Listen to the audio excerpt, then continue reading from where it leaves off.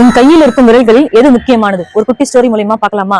ஒரு நாள் நம்ம கையில இருக்கக்கூடிய விரல்கள் அனைத்துமே ஒண்ணுக்கு ஒண்ணு போட்டி போட்டுக்கிட்டே இருந்ததா. நான் பெரியவனா நீ பெரியவனா அப்படின்ட்டு போட்டி போட்டுட்டே இருந்ததா. அதுக்கு முதல்ல கட்டை விரல் சொல்லிச்சான், நான் தான் இருக்கிறதுல ரொம்ப பெரியவன், நான் இல்ல அப்படின்னா உங்களால யாராலையுமே எந்த வேலையுமே செய்ய முடியாது, உங்களுக்கு வேலை செய்யறதுக்கு பிடிக்கிறதுக்கு எல்லாத்துக்கும் நான் தான் முக்கியம் அப்படின்ட்டு ரொம்ப பெருமையா சொல்லிச்சான்.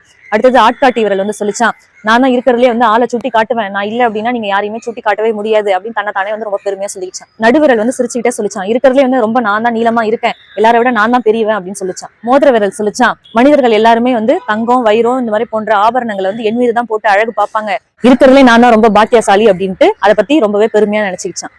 அடுத்ததா சுண்டி விரல் சொல்லிச்சான், கடவுளை வணங்கக்குள்ளயும் சரி, யாருக்காவது வணக்கம் கூறக்குள்ளயும் சரி, நான் தான் முதல் இடத்துல இருக்கிறேன், எனக்கு பின்னாடி வரிசையில தான் நீங்க 4 பேரும் இருக்கிறீங்க, அதனால நான் தான் எல்லாரை விட பெருமையா முதன்மையானவன் அப்படின்ட்டு இந்த 5 விரல்களும் ஒருவருக்கு ஒருவர் போட்டி போட்டுட்டே இருந்தாங்களாம்.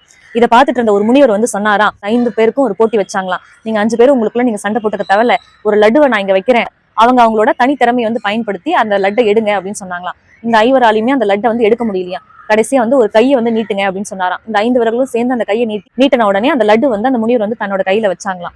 இந்த கதை மூலியமா நம்ம என்ன தெரிஞ்சுக்கணும்னு பாத்தீங்கன்னா, நம்ம தனித்துவமா நின்று ஒரு விஷயத்த நம்மளால ஜெயிக்க முடியாது, அதுவே ஒற்றுமையா இருந்தா அப்படின்னா எல்லா விஷயத்தையுமே நம்மளால ஜெயிக்க முடியும். கூடி வாழ்ந்தால் கோடி நன்மை. இந்த வீடியோ கண்டிப்பா உங்க எல்லாருக்கும் பிடிச்சிருக்கும்னு நினைக்கிறேன். மறக்காம லைக் பண்ணுங்க, ஷேர் பண்ணுங்க. இந்த மாதிரி மோட்டிவேஷனல் வீடியோக்கு நம்ம சேனலை கண்டிப்பா ஃபாலோ பண்ணிக்கோங்க. தேங்க்யூ ஃபார் வாட்சிங்.